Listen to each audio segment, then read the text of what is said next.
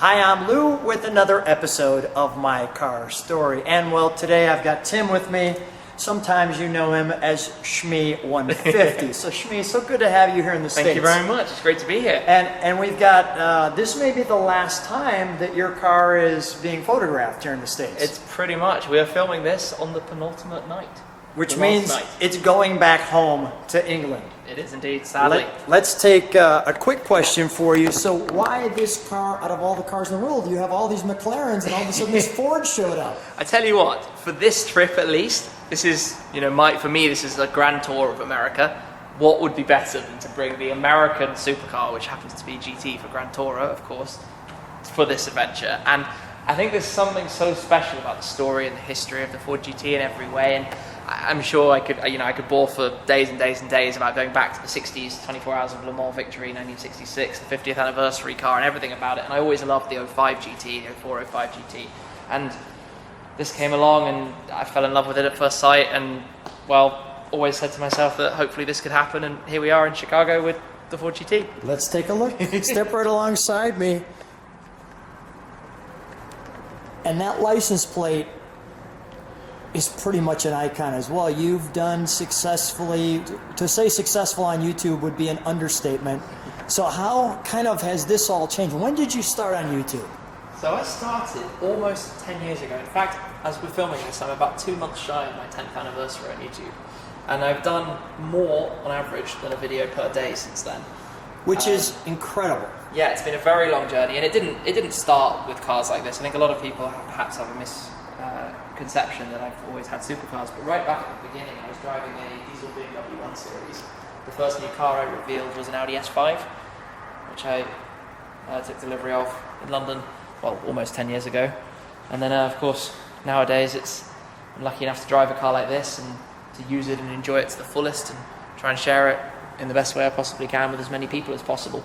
Well, first of all, I know that Ford had a little bit of a challenge making sure that somebody got their car on social media. So I have no question why they chose you. Well, I still think that there was a lot of luck involved. I know a lot of people applied for them. Of course, I had a big story for myself with this car since the minute it was introduced. I went out to the Detroit Auto Show in January 2015 where it was revealed for the first time. So I was there at their press conference when they showed this car for the first time ever. I also, 6 months later, went to Le Mans and I joined the presentation of the Le Mans race car a year before they were going to race it. And then, of course, I went to the Le Mans race with Ford as well, with Ford Performance for the 2016 race, where, of course, the Ford GT-LM was the victor in the GTE class. So I had quite an involvement in the car from the beginning all the way through. You did your homework. I did my homework. I got to know, but I was fascinated by it. I love a story. With everything I do through my videos, there's always a storyline. There's always a reason. I don't just do things randomly. So I try that, not to do things randomly. So kind of like My Car Story. Yeah, exactly. This is My Car Story for the kind of 4 years since it was revealed until the physical car. I mean, literally, I took delivery of this car pretty much exactly 4 years after it was first presented. So for me, it was a 4-year journey to the actual thing being here in the Carbon.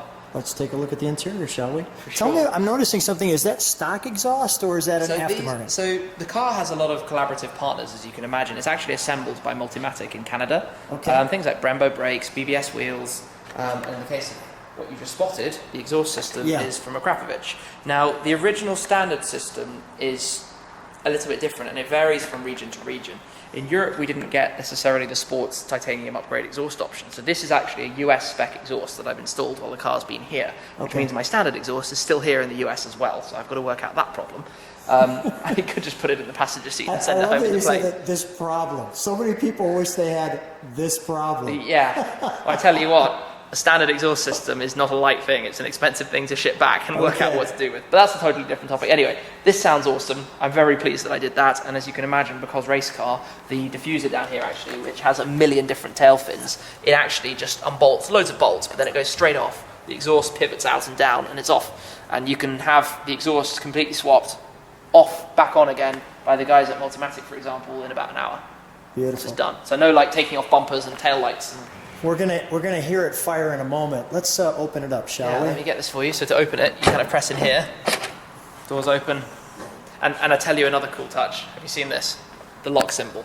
So let me just show you quickly. Sure. The door. Watch this. The door, so you lock the car by giving that a press. And then That's when you unlock very it, cool. change the symbol. Like how on the race car you'd have your position number or something on there.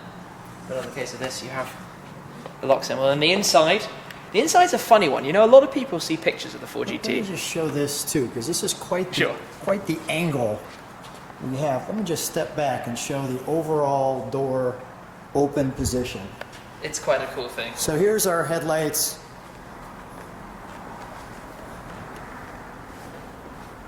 Let me blink those back on for you. Sure. There you go. Do that one more time. That's beautiful. And they really give it that scissor door, which is so sharp, isn't it? They're cool, but also if you look at the kind of sculpture of the doors, you have like these openings. Yeah. You know, like arms straight through it. You have the exposed mechanism as well. This kind of solid block that you have in there for the whole mechanism. Yeah, wow. And then what I was going to say about the interior is initially people see the interior and they think that it's quite plain, but it's actually something that's really, really focused. And when you're driving the car, it kind of clicks and makes sense. You know, the seats are fitted to the top, so you can't move the seat base, can't move it at all. There's a strap just down in the driver's footwell to pull the pedals back towards you or push them away. And then the steering wheel has the most insane amount of adjustment. Actually, you can move it more than I think on any other car I've ever seen. But the interior kind of mixes controls that we're familiar with from different Ford models, like the sync system for the navigation and the window switches. But then everything that you need for the dynamics, like the steering wheel, is all completely bespoke for this car. And you've got my chassis number over towards the other side, J211, J being the second year of production. Really sharp. Let me, let's open the engine compartment for a moment. Back here, Yep. you can either do it from the key, or double press this, and now you get my trunk, as well as the engine. Okay. And if you haven't seen this before, this is quite amusing, how little space there is inside this car. That's the entirety of the trunk, with a bag of my camera gear. This is exactly what Shmee brings to the U.S. Yeah. He brings a sandwich and a camera. And a repair tyre inflator kit. But in front of that, of course, we have the engine. And the engine is another big talking point because, you know, a lot of people are like, I should have a V8. But when you drive this car and you get to push that twin-turbo V6, 650 horsepower, and hear the noise of it, it's not exactly weak. It fits the car, it fits the character. And by being such a small engine, it allows the car to have that teardrop cabin where you can see again straight through around the sides, you know. By it just being a small power plant gives you this whole kind of, you know, flying buttress thing that you can see straight through, which helps with the aero and all of that side of things. Now, how many people have videoed your car?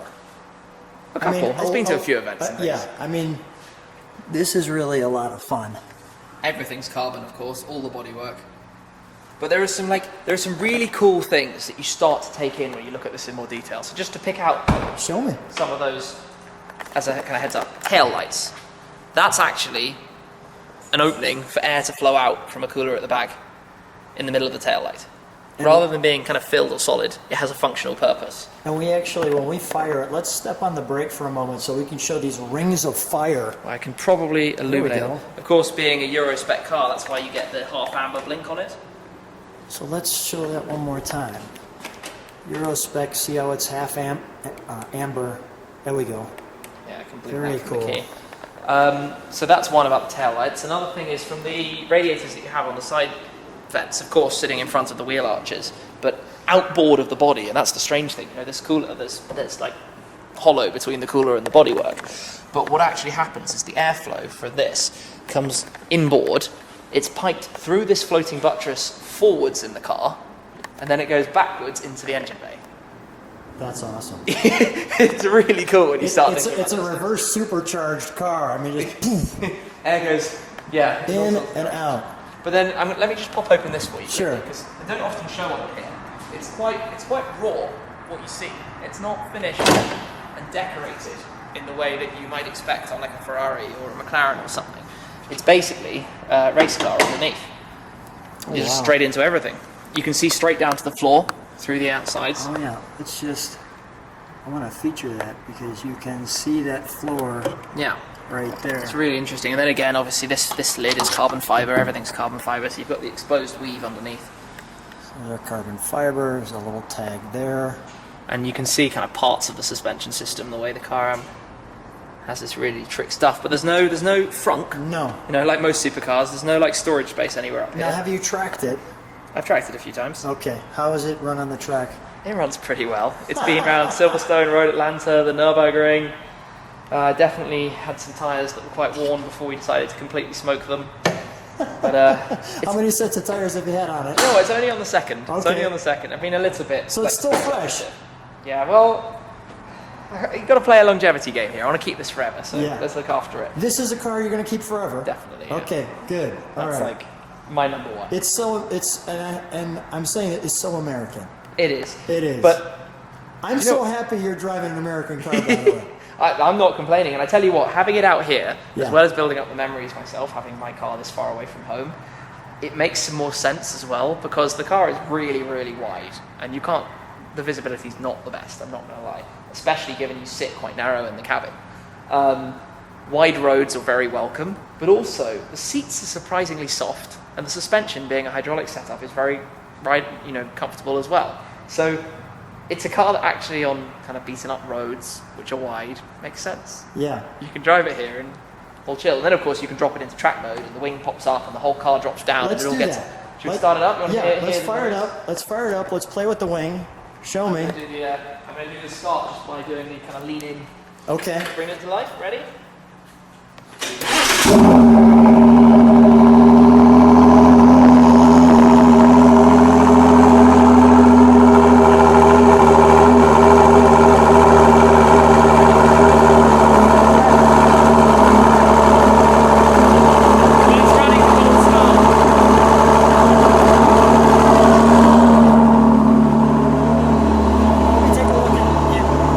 So, Ford GT problems, fuel level low, that always happens. And it gives you a million messages, vehicle is on, it's like, yes, I know that, driver door is open, yes, I know that. And then when we get through those, fuel level low. Unfortunately, of course, it's a tiny tank, but because it's flying out, I actually need to make it completely empty. To go in the air, you can't have any fuel in the tank whatsoever. The cool thing though is when you swing it into track mode. Now, I don't know if you've seen this before. Go ahead. But basically you have this toggle on the left of the steering wheel, which you go up in sport mode, the dashboard changes, prioritizes gear over speed, and then you go one more, and this would be where you go into track, which you have to press OK to confirm. You can see, being a Euro car, it tells you in millimeters as opposed to inches. But it's quite cool to watch from the back if you want to have a look when I do this. Wing will shoot up. Ready?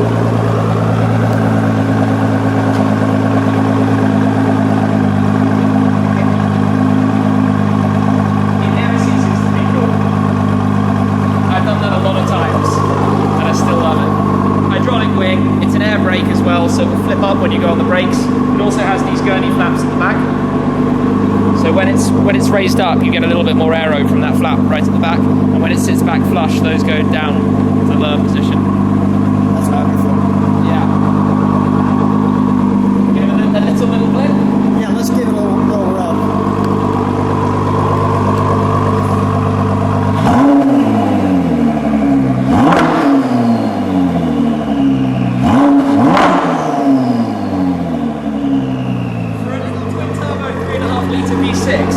That doesn't sound bad, does it? That doesn't sound bad. That's one of the funny things. I don't think it translates properly on video.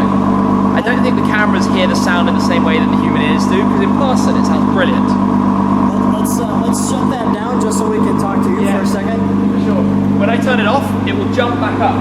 Check out the wheel gap. Have a look in the wheel well. Let me stand on the side.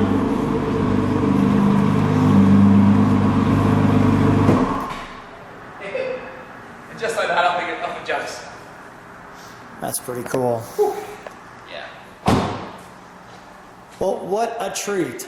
So much fun. We've had a fun day out here in the Chicagoland area. Yes, we and have. A great way to end the day with a one-on-one with Tim. My absolute pleasure.